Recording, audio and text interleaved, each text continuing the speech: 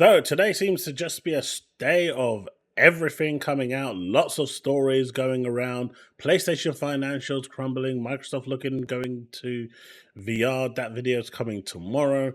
And of course, we have even more news with the rumblings that is coming out from Warner Brothers with them looking to sell and Microsoft being one of their key targets to actually buy the company. Now, this isn't to buy the whole of Warner Brothers because there's a lot there from movies and everything, but it is, I believe it is to buy the games division. Now, obviously, Microsoft struggles with the FTC trying to buy ABK was monumentous. So for them to actually, with that case still not done, to try and go in and buy Warner Brothers seems to be a big uphill, but the alternative is Tencent. And so what the gaming industry has to decide right now is whether they are happy for Tencent to take over and make you pay 99 cents for every single level or life that you have in order to go into it, or when you go into a game, in order for you to get that character, you're going to have to do a gamble roll and hopefully you'll get the character, basically a gacha game. Or are they happy with Microsoft taking over and doing what they do best and deliver great games for Game Pass and those on Game Pass? Obviously, the games will 100% be multi-platform, but that's where we're at right now. This is big news, and honestly, I think it's going to be interesting to see how this develops, especially with the ongoing FTC case and how Microsoft is going to react. We've always heard, and Phil Spencer has said, that they are not done buying. And we've always thought Square Enix or Sega would be their next target. I don't think Capcom would be their target, but a lot of people have been saying Capcom. Many people in the industry have been saying that consolidation just after all these layoffs is just bad. Just look at what's happening with Bungie at the moment, where they are being completely and utterly torn apart, mainly primarily due to Bungie's own fault. But still, would they be in that position had they not been bought by Sony? Probably, if you ask me, but we'll never know. The reality is, any form of consolidation does bring job losses. Mergers are just that sort of a thing. At the end of the day, I'm in the same boat, literally myself right now, where I could be out of a job within months because of a merger that's happening with my company, and my role already is a duplicate. It is just business at the end of the day with these companies, and that is just part of the way. So I'm not going to be a hypocrite here and moan about it. I don't want to do this full time though, so if you could show some support and hit that like button, subscribe, hit that bell to stay up to date of all content I release. Let's hit that 10,000 sub goal by the end of the year. 7,250 subs is my next milestone. I'd be really grateful. You can support me further through my YouTube memberships, of course, where you get this news early, or through my super thanks or my Patreon. Anyway, now that the shameless plug is out of the way, let's go in and talk about what exactly is going on, because this is big news. Whether it's actually going to materialize because of the FTC and the CMA and the regulators is another story. But if this does actually transpire and does happen, in my opinion, these shouldn't be exclusive. And that would be the only way that this would happen, right? This isn't the case of Call of Duty, because none of these titles are the size of Call of Duty. So actually, to be fair, Warner Brothers games have not been doing well for the longest time. So maybe some of them could be. But, you know, when you're looking at their latest game, their live service, Suicide Squad, it's done really bad. I think it's lost them something like $200 million. And maybe that's part of the reason why they're doubling down on it. People have been wondering for a long time, why is Warner Brothers doubling down on a game that is bleeding them dry? And the only solution I can think of that actually makes any form of sense is that they're using Suicide Squad as a way to devalue the company. It sounds weird, but it makes it more inviting to investors. It makes it more, by lowering that share price, even if they're not looking to sell the whole company and they're looking for people to invest in the company, by devaluing the shares, it just brings more, more interest for people to come and buy shares and, bring that cash injection into the company that they so desperately need in order to either survive or just be sold. Because at the end of the day, it's a public traded company. So all they need to do is sell 51% of the shares and it's gone. Simple as that.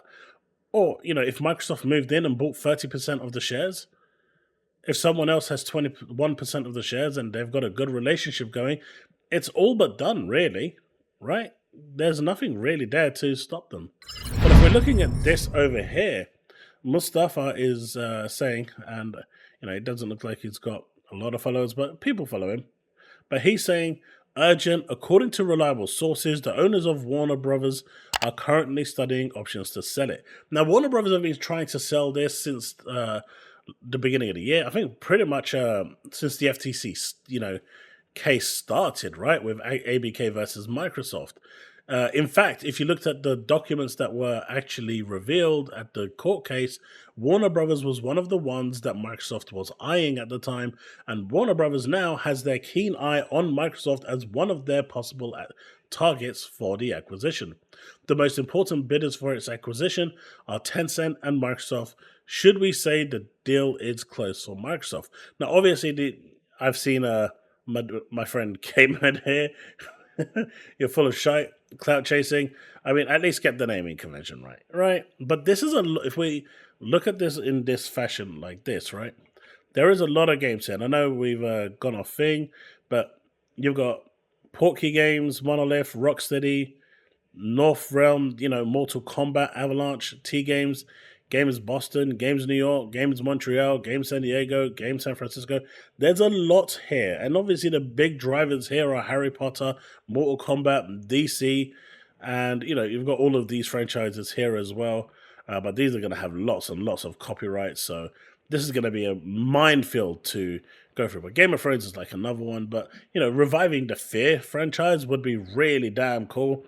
Having the Lego franchise would be really awesome too. So there's a lot here that can go, that actually pertains. But this is something that has been in the works for some time with Warner Brothers, and they want to sell. At the end of the day, I think they're done. I think they've seen that the business here just isn't what it used to be, and they want to go. If you're looking over here on the 6th of August, Warner Brothers is reportedly considering selling a stake in its video game business. And, the moment you start selling stakes in your business, depending on how big that percentage is, eventually, if that company, that organization is aggressive enough, they're just going to chip away until they do a hostile takeover. Companies said to be looking to offload smaller assets to help reverse its falling share price. And honestly, if you're losing that much money, why would you double down on something like Suicide Squad? It makes no sense. The only reason you would double down on something like Suicide Squad is because you want your share prices to go down even more. You said, Mortal Kombat, Game of Thrones, DC, Harry Potter. While last year's Harry Potter spin-off, Hogwarts Legacy, was 2023's best-selling game, Warner took a $200 million loss on this year's once highly anticipated. See, that's basically what I'm looking at. Warner Brothers Discovery CEO David Zaslav said last year that the company was focused on transforming its biggest franchises from largely console and PC-based, with 3-4-year releases schedules to include more always online game, basically live service. That was their focus, because where they are right now with the way the games are, as far as they're concerned, it's just not sustainable. And having a always online, always delivery live service game is what they're looking at. Suicide Squad left a $200 million hole in Warner Brother Digital's video games division. A new report from Bloomberg details the major struggles that went on behind the scenes with video game. So there's lots here. Warner Brothers Discovery took a $200 million hit after the launch of Suicide Skill. I mean, no one bought it, right? Whether it was because it was a bad game or the SBI involvement, regardless of how it happened, the reality is Warner Brothers took a massive hit, and instead of cutting their losses short, they doubled down. The only reason you double down on this is either you're mentally insane or there's a plan here, and the plan here is clear. They want to offload Warner Brothers, and they've got Microsoft in their sights, and it's clear that they want to give this to Microsoft, and Tencent is clearly going to be very interested in this. You've got the game developer report Warner Brothers Discovery looking to sell off games, other divisions to prevent total breakup. Warner Brothers Discovery are financial straits, may lead to them to selling off various smaller assets as means to avoid a complete nuclear corporate breakup. So like I said, they're not looking to get rid of like their movie or their animation or stuff like that, but they're looking to get rid of certain parts of their studios in order to make up that money. And this is really, really big. Since merging with Discovery in 2022, Warner Brothers Digital has reportedly affirmed its desire to stick around in video games, particularly live service. It saw a big success in 23 with Hogwarts Legacy, which is a single-player game, by the way, followed by the modest Multiverses, which really didn't do well, and Suicide Squad, which pretty much bombed down to hell. Selling itself is in Warner Brothers' blood. Notably, this is the second time this decade that Warner Brothers has been up for potential sale. Like I said, they were up for sale around the time when Microsoft was looking at ABK. They actually opted away from Warner Brothers Digital and went to ABK. But this is big news. And if Microsoft, with a Hail Mary, pulls this off, wow. Can you imagine the value of Game Pass with ZeniMax, ABK, and Warner Brothers Digital? Holy crap. That is all I'm going to say. If they can manage to pull this off, I personally don't think that they will, but weirder things have happened. They've clearly shown with their strategy that they're going for right now, and maybe this is why they're kind of going for that all everywhere, looking weaker, no value of the console, and play anywhere you want approach, because they're trying to get that cloud portfolio even more sweeter and juicier for when cloud basically becomes mainstream. And when it does, can you imagine the arsenal that they're going to have when they actually do? And if they acquire, Warner Brothers, I mean, at this point, it's no wonder that they've got no interest in the Eastern Asia side of things. They're completely focused on the West. And they know that there is a huge market in the West that just focuses on Western games. Mortal Kombat, Hogwarts Legacy, these aren't small games.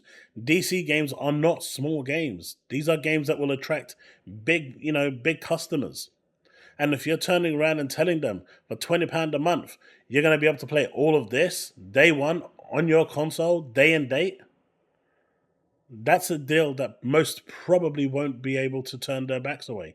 And before any PlayStation fan comes along and says, we buy our games, we've clearly seen that in your financials. No, you don't. You really don't. But anyway, folks, you let me know what you think in the comment section below. Let's have that discussion. If you've enjoyed this content, do consider hitting that like button, subscribe, hit that bell to stay up to date with all content I release. I will be keeping an eye on this story, and hopefully if we hear anything more over the next couple months or weeks or days even, I'll update you as soon as possible. But thanks so much for watching, and I'll see you in the next one. Remain legend.